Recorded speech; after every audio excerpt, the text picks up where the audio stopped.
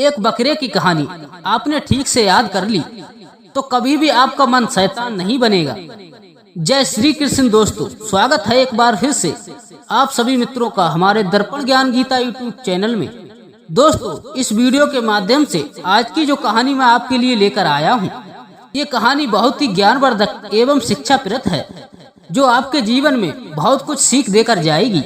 मित्रों, कहते हैं हर एक व्यक्ति के मन में एक ही विचार आता रहता है कि मेरा मन बस में क्यों नहीं है, और मेरा मन बहुत ही चंचल है।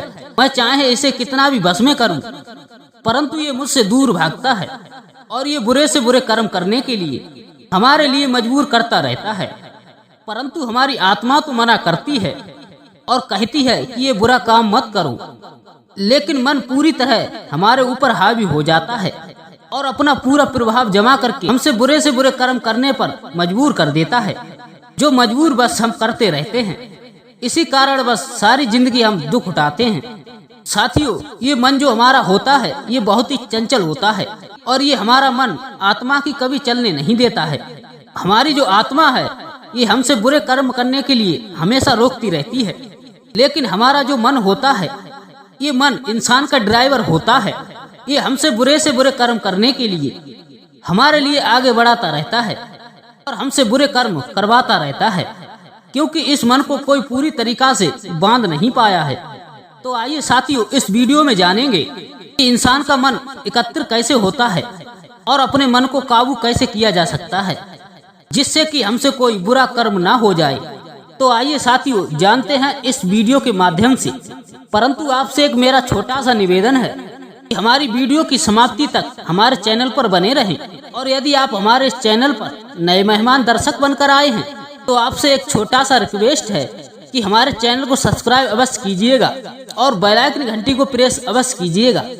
अब आइए, आपका कीमती समय बर्बाद ना करते हुए एक बकरे की कहानी पर ध्यान देते हैं कि किस तरीका से अपने मन को काबू किया जा सकता है। साथियों, एक समय की बात है, एक राज्य में एक राजा राज करता था और उस राजा के पास एक बकरा था, और राजा ने अपनी प्रजा में एक बार ये ऐलान किया कि इस बकरे को जंगल में चुंगाकर जो कोई भी व्यक्ति लाएगा उसे मैं अपना आधा राजपाट दे दूंगा, परंतु बकरे का पेट पूरा भरा है या नहीं मैं स्वयं जांच करूंगा। इस ऐलान को सुनकर के एक व्यक्ति ने राजा के पास आकर कहा कि हे महाराज, कि आपका बकरा चुंगाना कोई बड़ी बात नहीं है। और वो बकरे को लेकर जंगल में चला गया। उस वन में ले जाकर उस व्यक्ति ने बड़ी हरी हरी घास चुंगाई। इधर शाम होने पर उस व्यक्ति ने सोचा कि अब तो बकरे का पेट भर चुका होगा, चलो मैं अब इस बकरे को राजा के पास लेकर चलता हूँ। तभी व्यक्ति बकरे के साथ राजा के पास आया और राजा ने जांच करने के लिए बकरे के आगे थोड़ी हरी घास रखी तो वह बकरा उसे खाने लगा। इस पर उस राजा ने उस व्यक्ति से कहा कि तूने इस बकरे को पेट भर खिलाया ही नहीं है, परंतु ये मेरी घास फिर क्यों खाने लग गया। इसी तरह से एक और व्यक्ति आया, वो भी बकरे को चुंगाने के लिए ले गया। उसने पूरा दिन बकरे को चुंगाया और शाम को लाकर राजा के पास खड़ा कर दिया। तो राजा ने फिर से उस बकरे को घास खिलाई तो उस बकरे ने फिर से घास खा ली। उस व्यक्ति से भी राजा ने यह कहा, तूने भी बकरे को कुछ नहीं चुंगाया। साथियों, बहुत से लोगों ने उस बकरे का पेट भरने की बहुत ही कोशिश की, परंतु कोई भी व्यक्ति उस बकरे का पेट नहीं भर पाया। एक सत्संगी ने सोचा कि राजा के इस ऐलान का कोई तो रहस्य है, चलो मैं अब युक्ति से काम लूंगा। और वो सत्संगी राजा के पास जाकर पहुंचा और कहने लगा, हे राजा साहब, आज मैं आपका बकरा चुंगाने के लिए ले जाऊंगा। तब राजा कहने लगा, ठीक है। साथियों, वह बकरे को चुंगाने के लिए ले गया। जब भी बकरा घास खाने के लिए जाता तो वो उस बकरे को लकड़ी से मार देता था।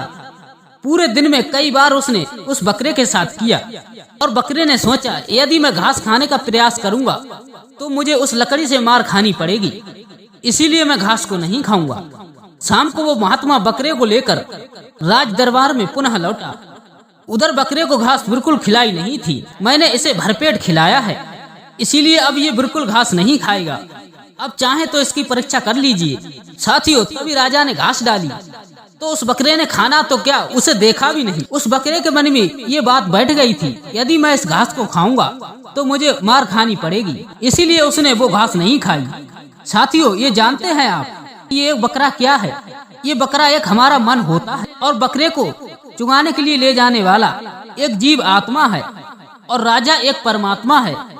मन के लिए मारो, मन पर काबू करो। दोस्तों, आपका मन सुधरेगा तो आपका जीवन सुधरेगा। अपने मन को लकड़ी से रोज पीटो। भोग से जीव तृप्त नहीं हो सकता, प्यार में ही तृप्ति समाई हुई है। मन तो ममता से भरा हुआ है कि उस परमात्मा से प्रेम करो और अपने मन को इस तरीका से काबू करो, उसी तरीका से जिसे हमने इस वीडियो के माध्यम से आप सभी दर्शकों के लिए बताया है। हमें ये उम्मीद है कि हमने इस वीडियो के माध्यम से आपको ये बताया है। इस पे अमल करने से और आपको इसका अभ्यास करने से एक दिन आपका मन काबू जरूर हो जाएगा और आप बुरा कर्म करने के लिए कभी भी सोचोगे नहीं। तो साथियों, मिलते हैं ऐसी ही ज्ञान चर्चा के साथ। तब तक के लिए जय श्री कृष्ण, जय श्री राधे।